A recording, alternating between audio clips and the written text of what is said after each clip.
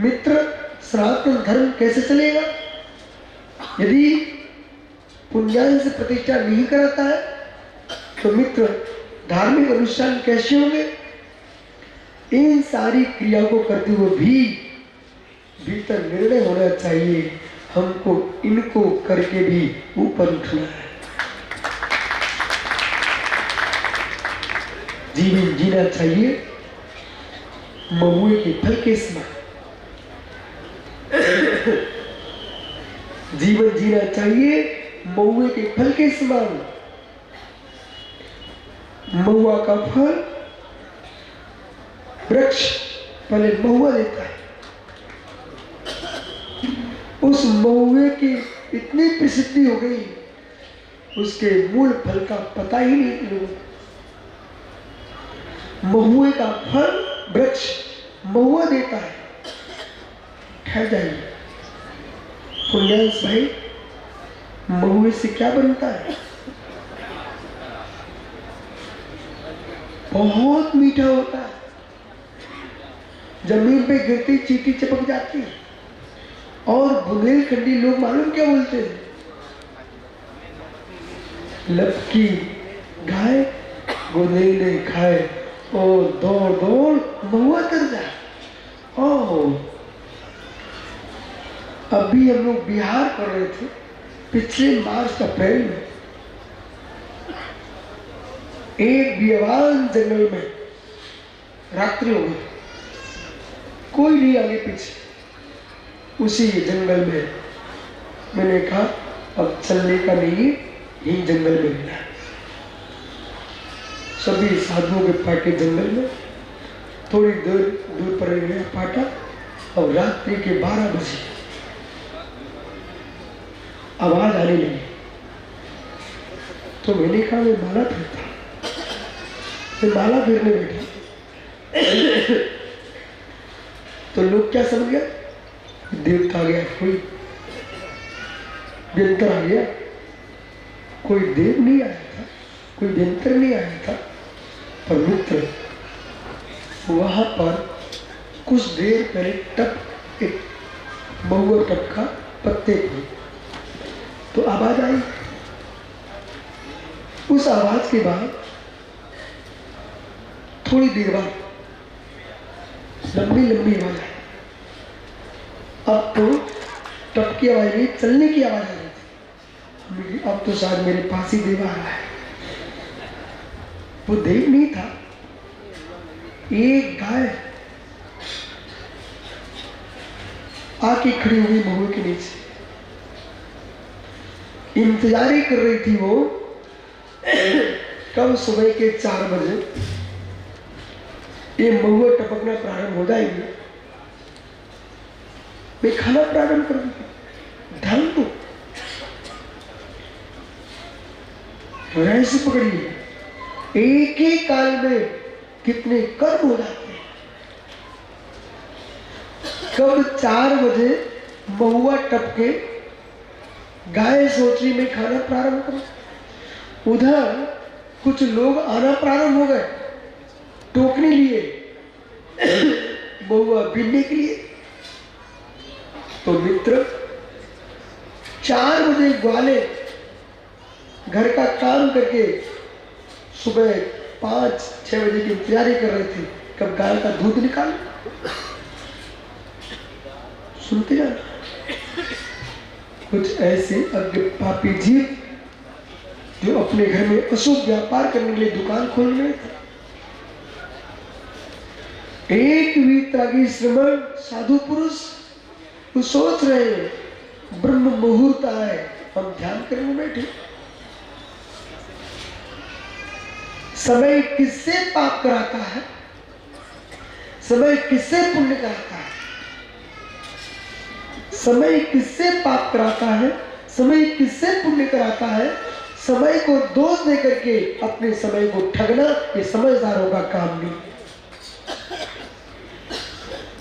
समय पाप कराता होता तो साधुओं को ध्यान नहीं करना चाहिए था,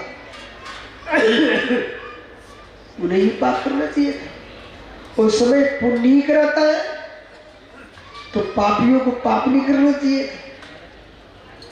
इसलिए समय को दोष देना ये समझदारों का कार्य नहीं है। अपनी समझ को सुधार लो, यही समझदारों का कार्य। समझ सुधारिए, समझ, समय को दोष मत दीजिए। कितने बजे पंडित? 4। और जैसे 5 बजे सभी साधु मेरे पास आके भक्ति करने लग गए तो गाय अपना पेट गए के जाने लगे। देखा, देखो ये सरस्वती, ये 12 बजे से देवता यही था। गाय वही थी। मित्र, दर्शन कैसे प्रारंभ होता है? दर्शन कैसे प्रारंभ होता है? जिसको तुम दार्शनिक बोलते हो, जो वर्तमान में दार्शनिक होना चाहे, जो वर्तमान में दार्शनिक बनना चाहे, उन्हें चाहिए सुधीर भैया मेरी बात सुन लेना चाहिए। सभी दर्शनों को अध्ययन कर लीजिए, लेकिन मानना किसी को नहीं। घबराना नहीं, सभी दर्शनों का अध्ययन कर लीजिए, मानना नहीं। अभी रुकिए, ऐसे कैसे मानना? संभल के मानो ना। पंडित राकेश सोना नहीं है तो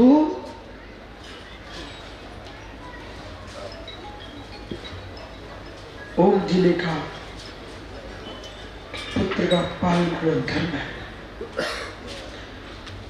उनकी दृष्टि थी ना, उनकी दृष्टि थी। चलिए, भदौरी जी ने कहा पत्नी का पालन करना धर्म है। उनकी दृष्टि थी। सुंदर साहब महाराज जी ने कहा शिष्यों का पालन करना धर्म है। उनकी दृष्टि है ना, जिसे ना शिष्य बनाना हो, ना शादी करना हो, ना पुत्र को जन्म देना हो, ये उससे पूछता है धर्म क्या है? तुम्हारा धर्म क्या है? वो कहता है ऐसी जगत में भटकना धर्म है। घूमते रहो, अब विकल्प नहीं करना। ऐसे लोग भी हुए भारत में।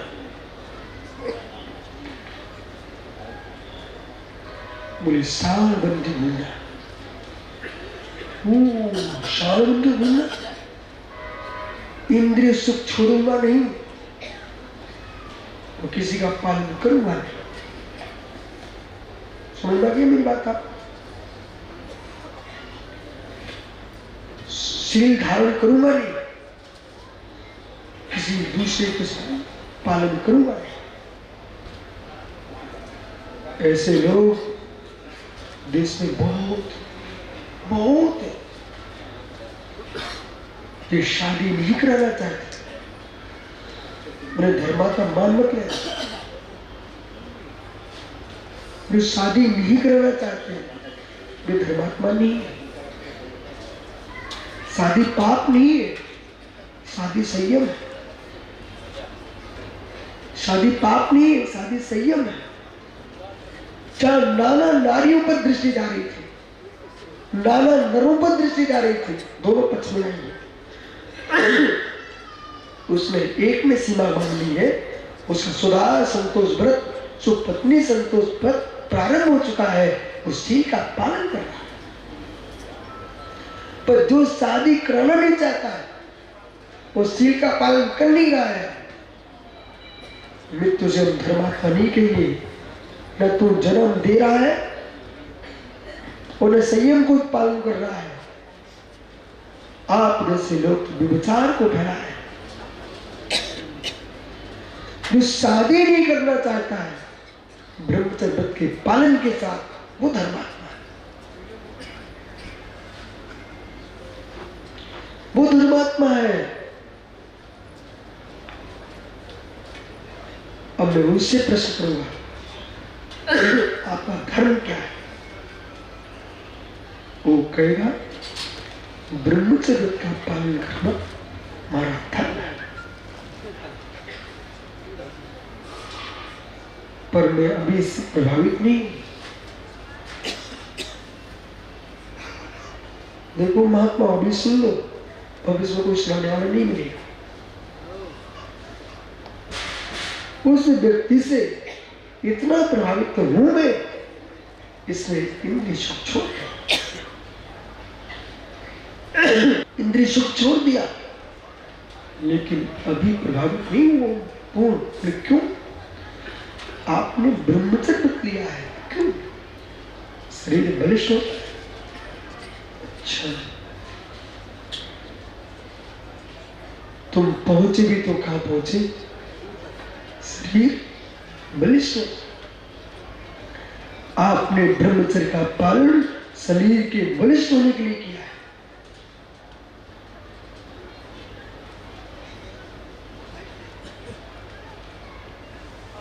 दूसरे से मिला ब्रह्मचर्य। क्यों? हमारा धर्म है। क्या धर्म है? एक बार के अब्रह्म सेवन में 9 कोटि जीवों की हत्या होती है। एक बार की अब्रह्म सेवन में 9 कोटि जीवों की हिंसा होती है। उस हिंसा से बचने के लिए, अहिंसा व्रत पालने के लिए ने ब्रह्मचर्य धारण किया। उससे कुछ प्रभावित हुआ, लेकिन पूर्ण नहीं।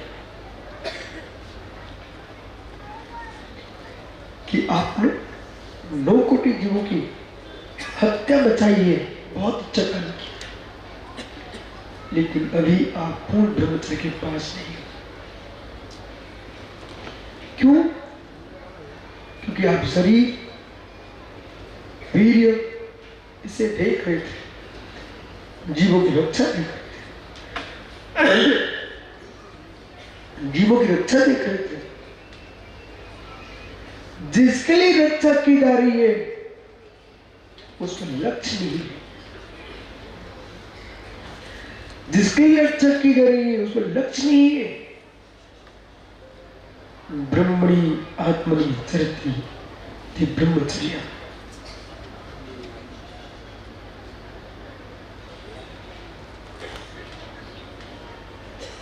देह की शक्ति बाहर जाना, देह की शक्ति में जो संग्रहित देह में रहना, ये देहाश्रित क्रिया है, शरीर आश्रित है। इसकी रक्षा से द्रव अहिंसा का पालन होगा। इसकी रक्षा से शरीर बलिष्ठ होगा। इसकी रक्षा से विवाह धर्म, लोक धर्म की रक्षा होगी। इतने मात्र से आप परमात्मा नहीं बन पाएंगे।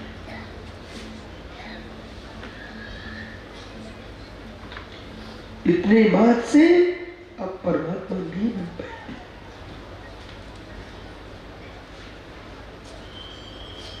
तो क्या करूं? तो क्या करूं? है मित्र, शून्य की रक्षा करते हुए शून्य, बिंदु की रक्षा करते हुए बिंदु, बिंदु की रक्षा करते हुए बिंदु हो जाइए। शब्दों के सिंधु में प्रवेश कर जाओ। बिंदु की रक्षा करते हुए, शून्य की रक्षा करते हुए शून्य। मैं ब्रह्मचारी हूं। स्त्री नहीं, पुरुष नहीं, नपुंसक नहीं, मैं मात्र पुरुष नहीं। स्त्री पुरुष से धात्मा चैतन्य पुरुष में हूं। वह जो पुरुष है वह रस, रक्त, अस्थि, मज्जा, मेधा, शुक्र इन धातुओं से शून्य वह जो पुरुष है वो चैतन्य धातु है। जो चैतन्य धातु है वो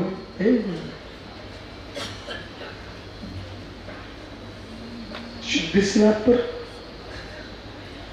सिद्ध बन के कर्म क्षय करके जब पहुंचूंगा उसका बहुत विलंब हो जाएगा। महाराज जी, सिद्ध बन के सिद्धों की अनुभूति लूंगा इतना धैर्य नहीं है मुझे। सिद्ध बन के मेरी बातें सुनिए, वो समझ में नहीं आए तब भी सुनिए, समझ में आए तब भी सुनिए, वो बिल्कुल भी समझ में आए तब भी सुनिए।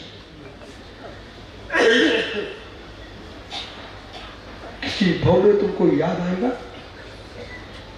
कि हम कुछ सुन के मरे थे, तो समझ में नहीं आया था। और जब वहां तुमको जाति सुन होगा तो सबसे पहले आपको यही समझ में आएगा कि सुना क्या था। और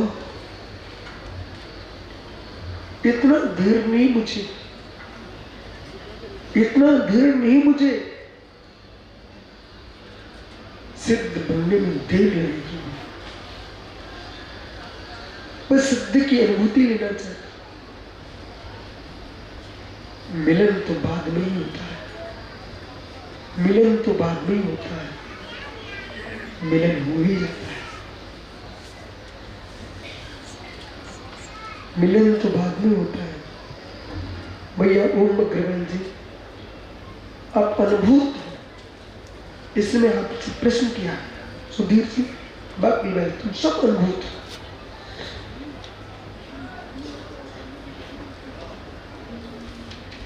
समझने का विषय नहीं है, समझने का विषय। मिलन तो बाद में होता है, मिलन हो ही जाता है, धीर नहीं बसता। 400 संग जी खुबले वाला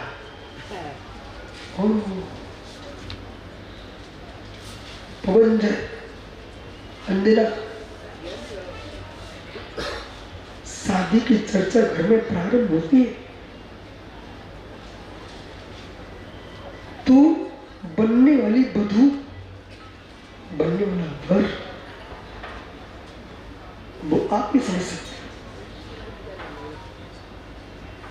कला जी, एक दूसरे चेहरे की देखने की कितनी इच्छा होती है। वो घड़ी कब आए, वो घड़ी कब आए जब बारात द्वार पर खड़ी होगी। मैं अपने स्वामी को देखूं तो बालक सोचता है चंद्रमुखी कैसी होगी, पहले बाल में ज्वालामुखी बन जाए उसी प्रश्न। अभी तो चंद्रमुखी की व्याख्या, अभी माताओं आप विकल्प नहीं करना, विषय कुछ गुण है। सही बोल रहा हूं, ईमानदारी से बोल रहा, अनुभवी है ना।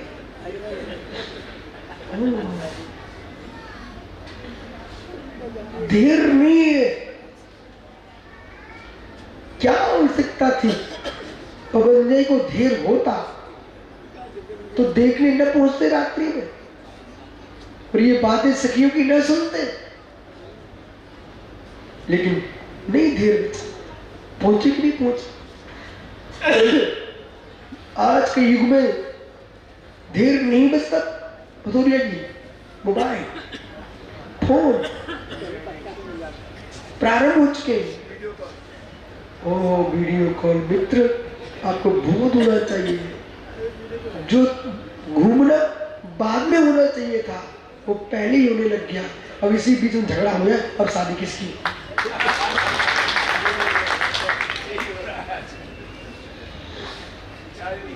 परमेश्वर में विषय ये नहीं है, विषय ये धीर नहीं है।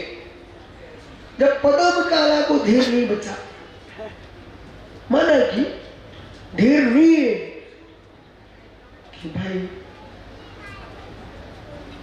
उस समय का काल था कि मर्यादा ज्यादा थी, तो मोबाइल भी नहीं कर पाए बेचारा और गया भी नहीं, लेकिन सार पाई पर पड़ा पड़ा चेहरा नहीं दिखा था, वो ज्यादा सुंदर दिखा था। मोबाइल में जो आया है, वीडियो कॉल आपने किया है, वे सब तो व्यर्थ है। जो कितनी ताकत थी ध्यान में कि मस्तिष्क के अंदर काला जी सासू की बिटिया चमचमा चेहरा दिख रहा है, बोली ईमानदारी से,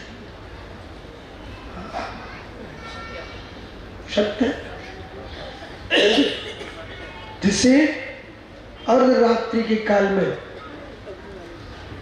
होने वाली कन्या से शादी, उस कन्या का चेहरा दिख रहा, अपनी ताकत जिसके पास है उसे शादी छोड़ देना चाहिए और ध्यान में बैठ करके सिद्धों का ध्यान कर लेना चाहिए। कितनी ताकत तेरे पास है, तो तू नारी का चेहरा देख सकता तो भगवान का भी चेहरा है।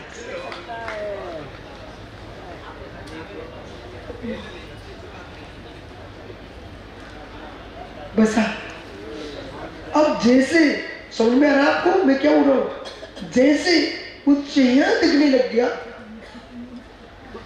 पत्नी का, बनने वाली पत्नी का चेहरा क्यों दिखा? क्यों दिखा? अभी राग माग फेंक दो, अभी राग की बातें नहीं चल रही। क्यों दिखा? धन्य सेवा का ध्यान, धन्य सेवा का बल वीर, जिसकी अपनी ताकत के बल पर सामने नहीं नारी, उसको अपनी आंखों के अंदर नहीं मस्तिष्क के अंदर विराजमान करके फिर आंखों में झलका लिया। इस विद्या को सीखिए, उस युवा की योग्यता को देखो। जब युवा धैर्य खो देता है, क्योंकि शादी की चर्चा पहले जल्दी हो जाती थी। ओहो मालूम कब विदाई हुई? 5 साल बाद। पूछो बुजुर्ग बैठे यहाँ पर, मालूम 5 साल बाद। अब तो बेचारे ऐसे चटपटाते हैं, मेरे आज ही शादी आधी विदा करो, अब नहीं भेज रहे। उसकी व्याख्या नहीं है। व्याख्या ये है कि शादी हुई नहीं, अभी चर्चाएं हुई है और तड़पन प्रारंभ हो की है। यदि शाश्वत जी और कहना सुंदर साहब महाराज जी से भावलिंगी मुनि की पहचान सुंदर जी ये, बाकी सब दलिंगी। भावलिंगी योगी की पहचान ये है, जैसे उस युवा को घर में शादी की चर्चा प्रारंभ हुई, उसे अपनी बनने वाली पत्नी आंखों में झलकने लगी, ऐसे ही जिसको अपनी मुक्ति वधू झलके उसी का नाम भावलिंगी।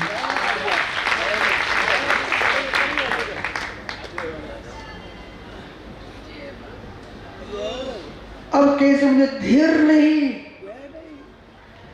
मुझे धैर्य नहीं। किसका? मोक्ष में देर है।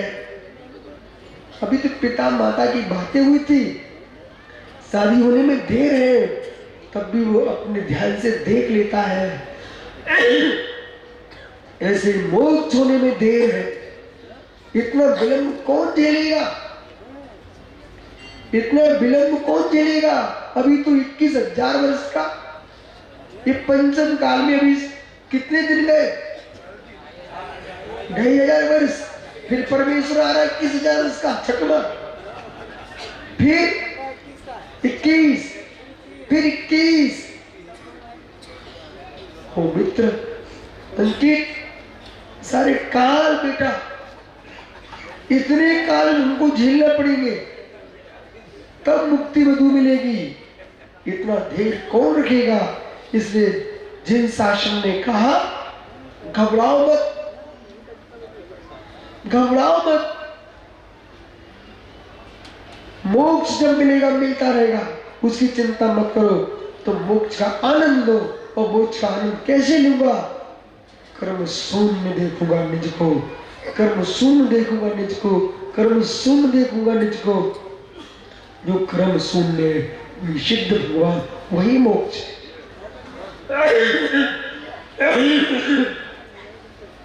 ऋषभदेव जैसी आत्मा को 10 भव लग गए। तीर्थंकर परमेश्वर को 10 भव लगते हैं। आप कौन हो? महापुरुष, इसलिए ज्ञानी हो। पर 10वें भव में वे ही मोक्ष जा पाते हैं तो 10 भव पहले देख चुके होते। मित्र, संसार की नारियों का देव विवाह, गंधर्व विवाह, राक्षस पिशाच विवाह हो सकते हैं, लेकिन मुक्त वधु का तो मात्र देव विवाह ही होता है।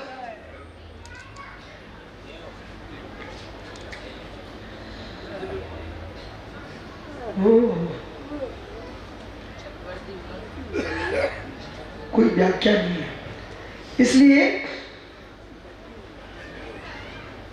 इसलिए बोध होना चाहिए है, दर्शन से प्रभावित नहीं होना। दर्शन से प्रभावित क्यों नहीं होना? ये अपने अपने देखने के तरीके थे, इसलिए उन्होंने देखा। पर धर्म क्या है? धर्म क्या है? उसका नाम भक्तु स्वभावो धम्मो। भक्तु स्वभावो धम्मो। चाहे पत्नी हो, चाहे पुत्र हो, चाहे शिष्य हो, चाहे प्रतिष्ठाचार हो, कहा गया पुण्यांश।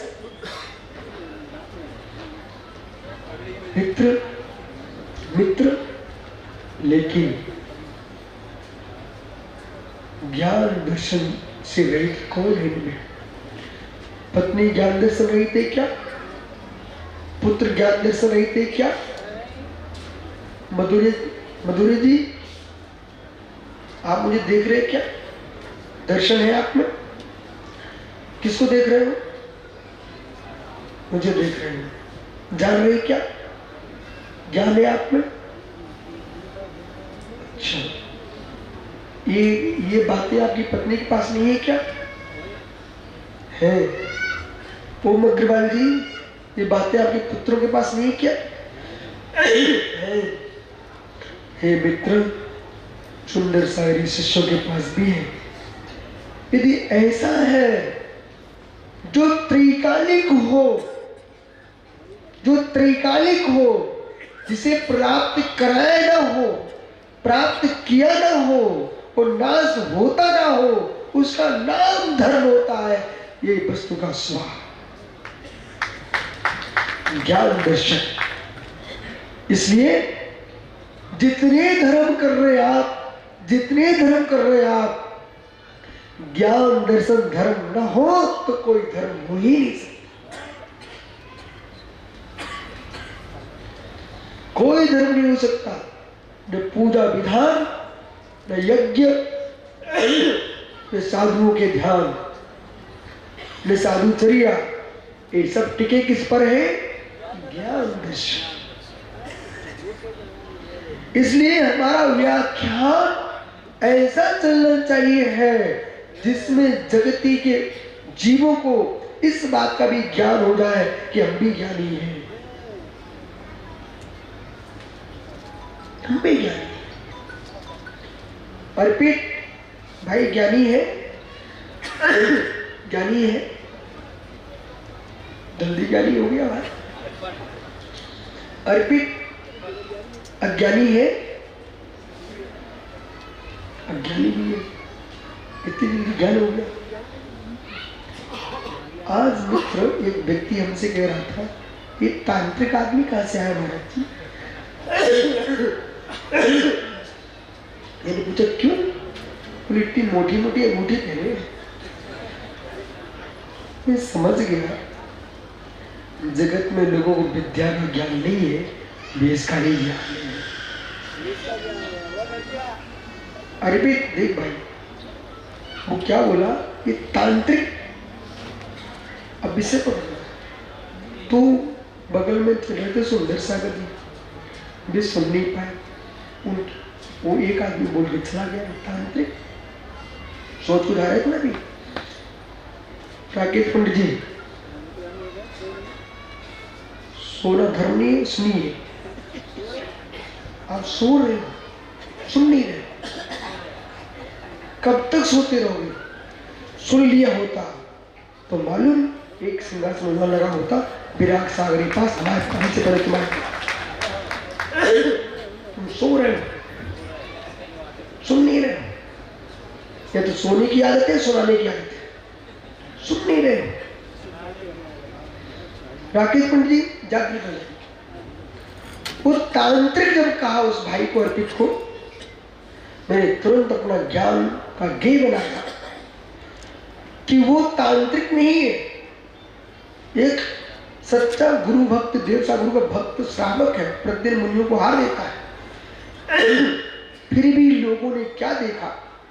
तांत्रिक जगत भाव को पहचानने वालों की संख्या बहुत कम है, भेष को पहचानने वालों की संख्या अधिक है। तुम भेष को ही पहचानते हो, भावों को नहीं पहचानते हो। विद्या का ज्ञान नहीं है, तुमको भेष का ज्ञान है। इसलिए आप मात्र भेष के मुनिराज को जानते हो, तुमको आज तक भावी मुनि, भाव मुनि का ज्ञान नहीं है। पंडित जी, महाराज जी, क्या राकेश पंडित जी को भावलिंगी मुनि का ज्ञान है? यहाँ पर जितने बैठे हुए एक आध कोई है? जितने बैठे नीचे एक को भी नहीं हो सकता। इस वर्तमान की पर्याय में इनको अभी एक को भी भावलिंगी मुनि का ज्ञान नहीं है।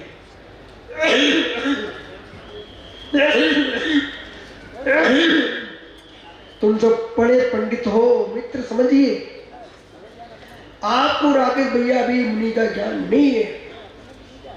भावलिंगी मुनि का, भाव मुनि का ज्ञान नहीं है। हे मित्र, व्यापक भाव से, शब्दों से तुम्हें आगम का सब ज्ञान है, लेकिन भावलिंगी मुनि का ज्ञान उन्हें ही हो सकता है जो भावलिंगी मुनि है। अभी तो आपको द्रवलिंगी मुनि का ज्ञान नहीं है। पंडित जी, तुम क्या अपनी बातें कर रहे हो? आप विश्वास मानिए, आगम से बोलिए, आगम से बोलिए। क्या आपको द्रवलिंगी मुनि का ज्ञान है? अर्पित किसने बताया? न तुमको भावलिंग का ज्ञान है, न द्रवलिंग का ज्ञान है। सुनिए पंडित जी, एक नर्स ने 50 प्रसूति कराई। एक नर्स ने 50 प्रसूति कराई, लेकिन उसको वेदना का एक का भी ज्ञान नहीं। एक नर्स ने 50 प्रसूति कराई, पर प्रसूति की वेदना क्या होती है उसको एक का भी ज्ञान नहीं है। पर मित्र, एक जिसने बालक को जन्म दिया है, उसने मात्र एक को जन्म दिया है, उसको पूरी प्रसूति क्या बोल।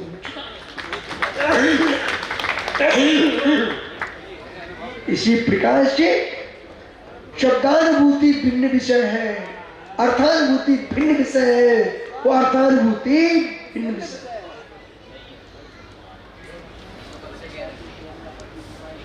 इसलिए समझना चाहिए, समझना चाहिए, समझना चाहिए। इस श्रीफल लाने का विषय नहीं चल रहा है, बिल्कुल विषय नहीं चल रहा। यहाँ तो विषय ये है कि धैर्य नहीं होना चाहिए। वो धैर्य नहीं होगा तो जैसे छटपटा करके तुम शादी करने दौड़ते हो, छटपटा करके साधु बनने दौड़ पड़ो।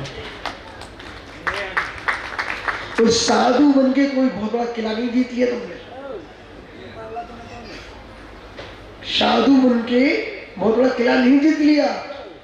जब तक घर के मोड़ी मोड़ा, माता पिता, कुटुंब परिवार, इनकी यादें नहीं मिटेंगी तब तक किला जीता नहीं है। इनकी यादें मिट जाना चाहिए, वो मात्र याद रहे नहीं भगवान आत्मा की। मुंह नीचे, मुंडी नीचे करके, मुंह छुपा करके यदि आपने मित्रों से भी बात कर ली है, तुम्हारे बंद स्थान नहीं छूटा।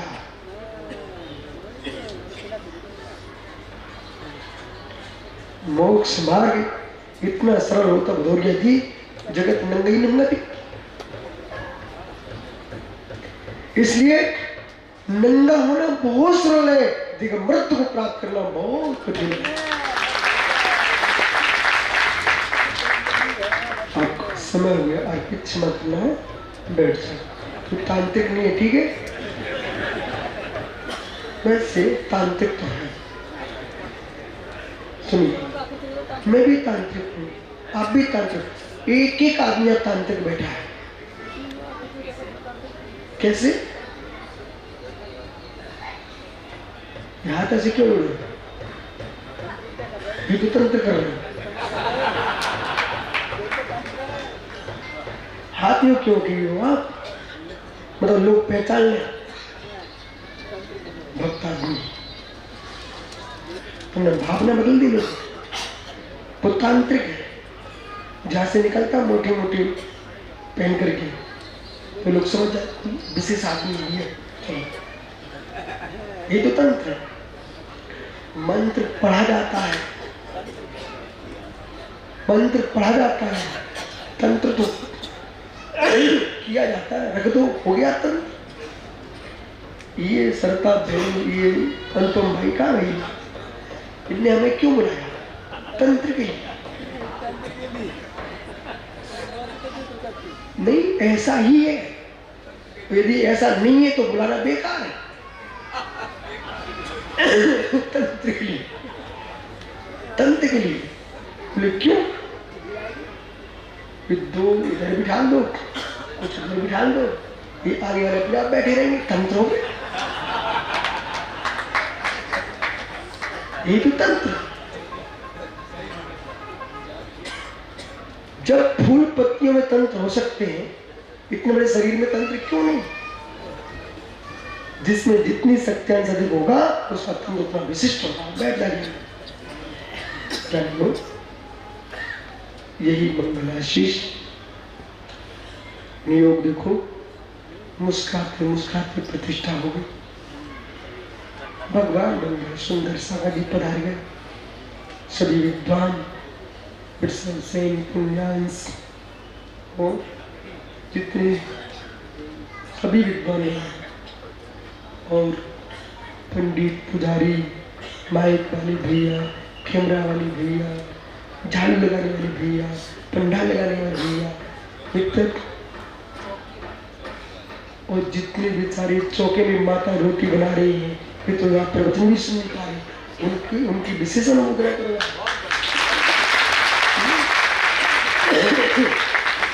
पुजारी भैया, ठीक है, इन सब में शासन, प्रशासन, मित्र, और जो कुछ नहीं कह रहे बे भैया, कहीं तुम्हारी गाड़ी खड़ी रहती है, तुम आ रहे जा रहे हो, 5-6 दिन से कोई शिकायत कहीं नहीं मिल रही है, सब आनंद के साथ चल रहा है। यही योगिंसार का चमत्कार है। मित्रों, हम लोग तो मात्र ज्ञान भाव से देखने आते हैं क्या क्या चल रहा है और चले जाते हैं। जितना नियोग है, कल आचार्य विराट सर का समाचार आया, वो कह रहे थे थोड़ा कम करो कम करो। हमने समाचार मिलवा दिए, गुरुजी आपने ऐसे मुहूर्त में दीक्षा दी है कि बेटा भक्ति का मैं क्या करूं? आपने पता नहीं कौन सा नशक चुन लिया कि आचार्य महावीर कीर्ति महाराज ने विद्यानंद महाराज को ऐसे नक्षत्र में दीक्षा दी थी, चुल्लक दीक्षा।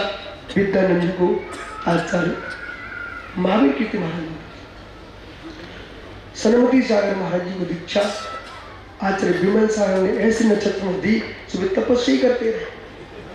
समझ रहे ना? तो ये गुरुओं के मुहूर्त का नियोग है, उनके हाथों का नियोग है। आज दोनों संघों के मध्य में विवाह से दो कहो पर एक ही संघ है, कोई दो संघ नहीं है, कहीं से भी गिन लो। और इधर आपकी ब्रह्मचारी सरका बहन है, वो भी उसी संघ की है। हम लोग मालूम जब पिता के नाम पर विकल्प होते हैं हम दादा को पकड़ लेते हैं, आदि सागर दादा सबके एक ही है, ठीक है। तो आदि सागर शांति सागर दादा पर झगड़ा हो ना, सोम भगवान महावीर स्वामी को दादा बनाते, ठीक है। इसलिए दिगंबर से तंबर के विकल्प आए किसी को, मैं कि भाई तुम साधुओं के भेद में आप समझो, हमारे महावीर तो दिगंबर एक थे, तो सब लोग चाहे दिगंबर शास्त्र श्वेतंबर शास्त्र सभी ग्रंथों में महावीर को दिगंबर ही लिखा है। इसलिए विषमवाद कभी जीवन में करना नहीं। जैसे हमने आशुर महाराज से कहा, जैसे अभी मिले हो ऐसे ही मिलते रहना, जब तक मिलते रहना जब तक ऊपर ना मिले। साधुओं से चाहिए क्या? हमारी समाज के लिए आप लोग वरदान हो, दो साधु एक साथ बैठ जाए, समाज मुस्कुराती है। क्या आप बैठने से नहीं मन मानता, तुम्हारा नहीं बैठना चाहते हो? क्या समाज को रुलाना पसंद है आपको? यदि समाज को खुश रखना चाहते हैं तो देश के सारे साधु एक साथ मिले जुले तो प्रेम की बंधन और स्वाधीन है। न हम तुम्हारी आत्मा को खींच पाएंगे न तुम्हारी आत्मा को खींच पाओगे। ये परम धर्म को भी समझना चाहिए। इसलिए ये सबके लिए मंगल आशीष। ये तो यहाँ का शीतल धाम का पंचक का मंगलाचरण है। अभी तो बहुत पंचक होने वाले हैं, मालूम है गांधी जी, अनुपम ये मंगलाचरण है। अभी तो इसमें बहुत पंचक होंगे। हम नहीं होंगे, आप नहीं होंगे, क्या पंचक नहीं होंगे? होंगे। कोई दूसरी बेल आएगी, वो देखेगी भैया यहाँ ये कमी है नंदीश्वर नहीं है, वो नंदीश्वर बना देगी। तीसरी आएगी, वो देखी भैया यहाँ पर समोसा नहीं है तो समोसा मिलना है। ऐसे बनते चला गया, बनते चला गया। देखो अंतिम बात में बोल रहा हूँ कि हो सकता है कि सुंदर साहब हमारा देख रहे हैं, विशुद्ध साहब क्यों बनवाने की बात कर रहा हूँ? मैं बनाने की बात थोड़ी कर रहा हूँ। तुम बना, जो जिनका बनाने, जिनका कुछ करने का धर्म नहीं है वे कुछ भी ना, इन्हें बनाना चाहिए। फिर अभय डॉक्टर कहता है ये सब समाप्त हो जाएगा, क्यों बना रहे? तो प्रश्न है, जीवन भी समाप्त होगा मित्र, जीवन समाप्त होगा। तो नीति बात अमृत में संदेव सूरी कह रहे हैं, मधुरे जी आपके क्षेत्र में बहुत रोजा है, नीलगाय बहुत है मुझे मालूम, लेकिन नीलगाय खेत खराब कर जाती है, पता पूरा खेत। तो किसान सोचे हम क्यों बोए, नीलगाय खा जाएगी सब। बेटा मत वो, नीलगाय खाएगी इसकी चिंता में तुम अपनी गाय को क्या खिलाओगे? नीलगाय खा जाएगी, तुम क्या खाओगे? तो नीलगाय खा जाएगी, इसके पीछे का खेत नहीं बोया जाएगा। अरे कोई कब्जा कर लेगा, कोई मिटा देगा, कोई तोड़ देगा हमारे मंदिरों को, तो क्या मंदिर बनाना बंद कर देंगे? हम मंदिर बनाएंगे, तुम्हारा काम मिटाना है, हमारा काम बनाना है। तुम बदल दोगे, बदल दो, पर तुम्हारी आत्मा तो कहीं हम चोर हैं। हमने अपने जीवन में एक तीर्थ नहीं बना पाया, बात झेली होती तुम्हें कब्जा किए, इतना तुम्हारी आत्मा तो बोलेगी। इसलिए हम खुश हैं, जयवंत हो भगवान ने मेरा। इसलिए ज्ञानियों कभी मत सोचना कि भदौरिया सोचे नीलगाय खा जाएगी तो खेत नहीं बोगे, बोएंगे बोएंगे बोएंगे। ऐसे मित्र धर्म अपने लिए हम कर रहे हैं, जितना मंदिर चलेगा चलेगा, फिर कोई आएंगे भी अपना मंदिर बना लेंगे, लेकिन जिन शासन समाप्त नहीं होगा। भारत की भूमि ऐसे ही मित्र संपूर्ण देश के देशवासियों के साथ मिलकर रहिए, आगे भी रहेगी और भविष्य में भी इस पर जिन शासन जयवंत रहेगा तो संपूर्ण देश अखंड है, अखंड रहेगा।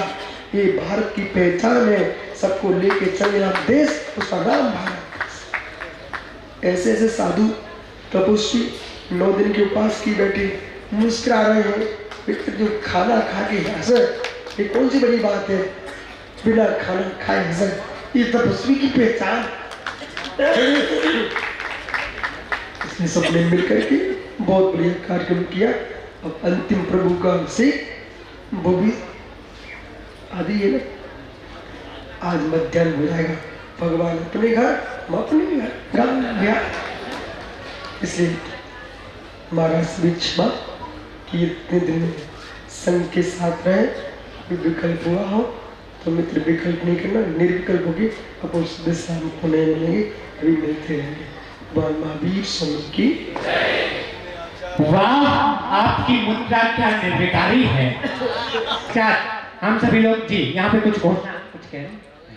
कुछ घोषणा यहाँ पे करना चाहेंगे। प्रथम कलश का सौभाग्य जिन्होंने प्राप्त किया है ये नरेंद्र जी, संध्या जी, दादा, गुवाहाटी, आसाम। द्वितीय कलश का जिन्होंने सौभाग्य प्राप्त किया है अभय जैन, आदिश जैन, इंदौर। तृतीय कलश का जिन्होंने सौभाग्य प्राप्त किया है श्रीमती शकुंतला सेठ, रतलाम, डूंगरपुर से, जिन्होंने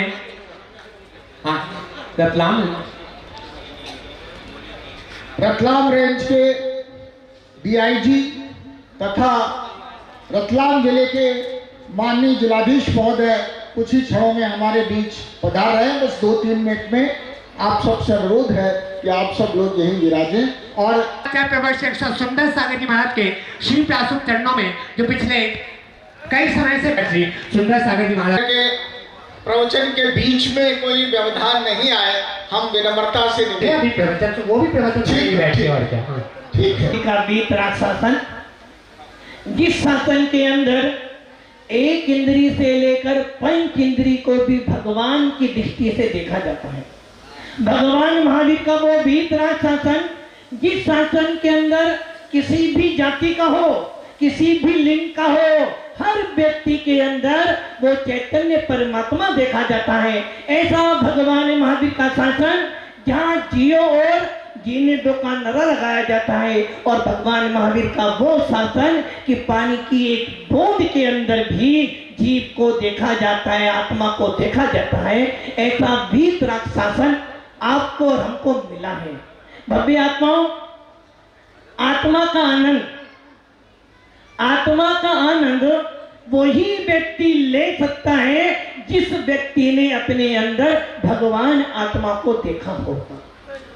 जिस व्यक्ति ने भगवान आत्मा को अभी तक नहीं देखा होगा वो आत्मा का आनंद नहीं ले सकता। गुलाब जामुन वही खा सकता है जिसको उसका ज्ञान होगा। उसी प्रकार आत्मा का आनंद, आत्मा का अस्तित्व वही समझ सकता है जिसने अपने आप को भगवान आत्मा जैसा माना होगा। भव्य आत्माओं, आचार्य भगवंत कुंद स्वामी ने जितना भी शास्त्र लिखा, और जब जब भी कोई आचार्य शास्त्र लिखता है सबसे पहले वो एक बात कहता कि हे भव्य आत्मा, जब भी जिनवाणी पढ़े, जब भी जिनेंद्रिय की वाणी सुने तो अपने पक्षपात को छोड़कर सुनना। जब भी तू अपनी आत्मा को देखे तो कर्ता बुद्धि को छोड़कर देखना।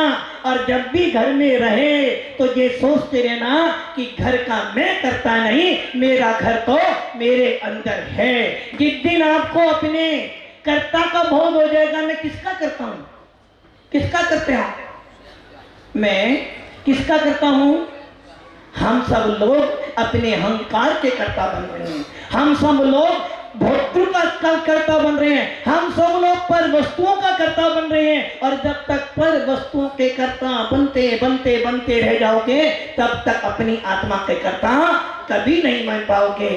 शुद्ध निश्चय नैसे, शुद्ध निश्चय नैसे मैं अपने ही ज्ञान दर्शन का करता हूँ। शुद्ध निश्चय ने थे मैं अपने ही आत्मा के दर्शन ज्ञान का करता हूँ। इसके लिए मैं किसी का करता नहीं हूँ। किंतु भव्य आत्माओं, व्यवहार व्यवहार है, व्यवहार करो, किंतु व्यवहार के पीछे निश्चय को मत भूलो। घर में रहते हुए सारे काम करो। अभी सुन रहे थे ना, पत्नी को पत्नी कहो, बच्चों को बच्चे कहो, शिष्य को शिष्य कहो, किंतु भव्य आत्माओं इसके साथ में एक और ध्यान रखना कि ये सारी के सारी भगवान आत्मा का अस्तित्व है, इनके अंदर भी भगवान आत्मा बैठा हुआ है।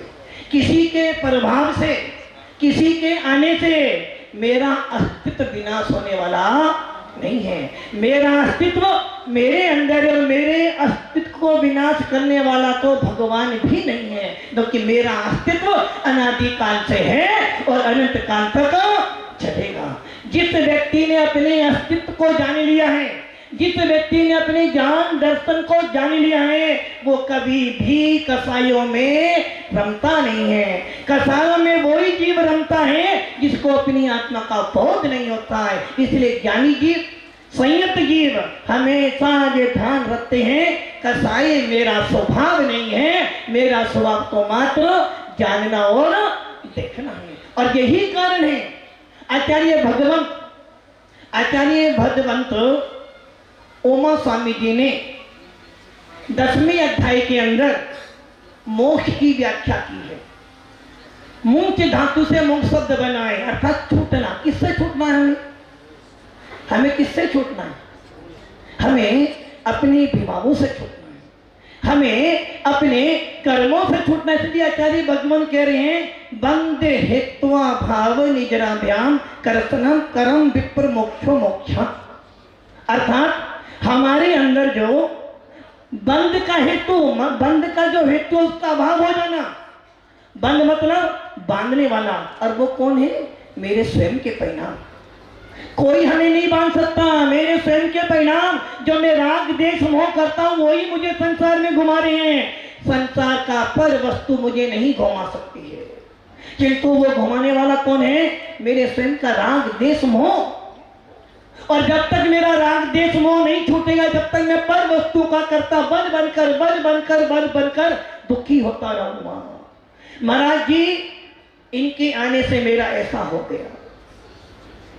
जब से ये राकेश भैया जी मैंने, जब तक हमारा यसी नहीं फैल रहा, तेरे आने से मेरा ऐसा हो गया। अरे भव्य आत्मा, पर को दोष क्यों कहता है? तूने ये नहीं समझा कि तेरे परिणाम खराब हो रहे हैं, इसलिए तुझे सामने वाला बुरा लग रहा है। यदि तेरे परिणाम अच्छे होते, यदि तेरे भाव अच्छे होते, तो तुझे एक इंद्रिय के अंदर भी भगवान आत्मा दिखाई देती। यदि तेरे परिणाम अच्छे होते, तो सामने वाले के अंदर भी तुझे सिद्ध भगवान दिखाई देते। यदि तेरे भाव अच्छे होते, तो सामने वाले वस्तु के अंदर भी तेरे को भगवान आत्मा का बोध हो जाता। इसलिए भव्य आत्माओं, भगवान महावीर का शासन, वीतराग शास्त्र कहता है, जब भी देखो अपने आप को देखो। और ज्ञानी जीव क्या करते हैं?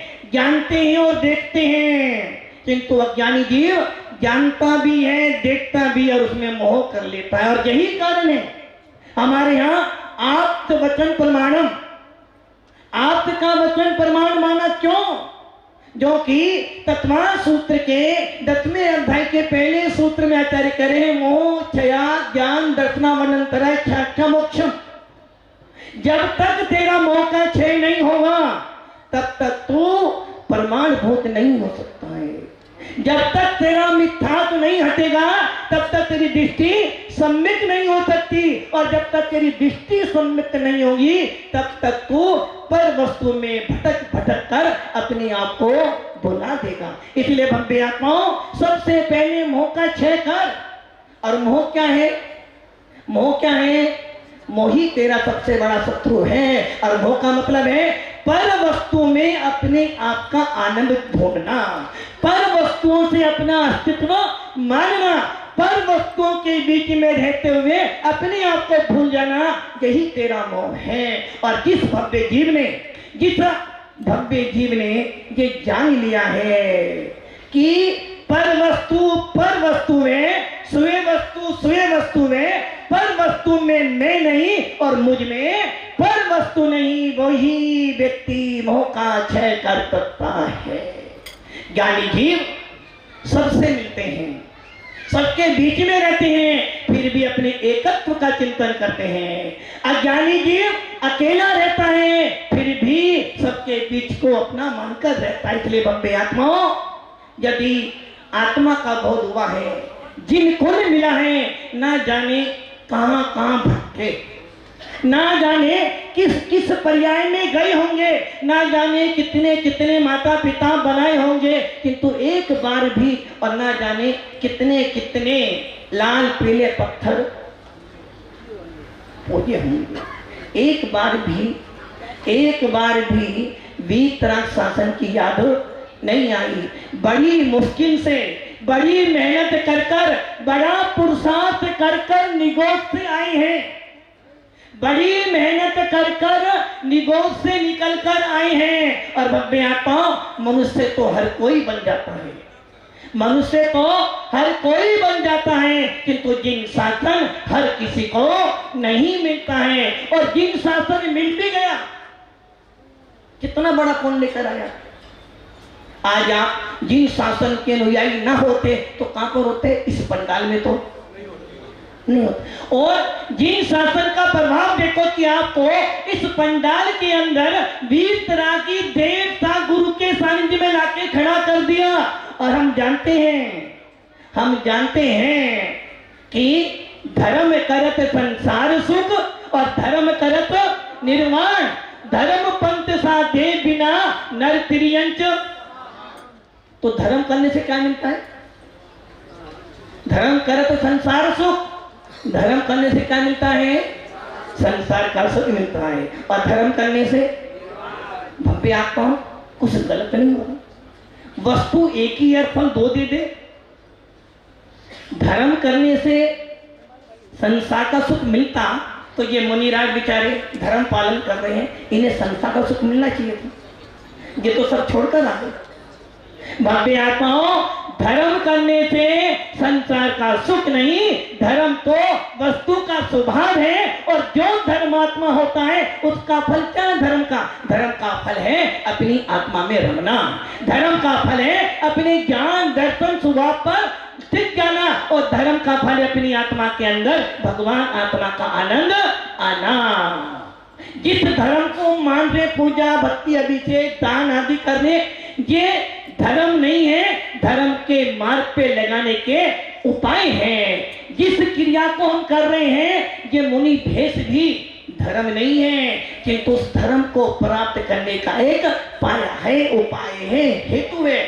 मिथ्यात्व को नष्ट, जिन शासन धर्म नहीं है, जिन शासन भी उस धर्म को प्राप्त कराने का एक उपाय है, क्योंकि धर्म तो आत्मा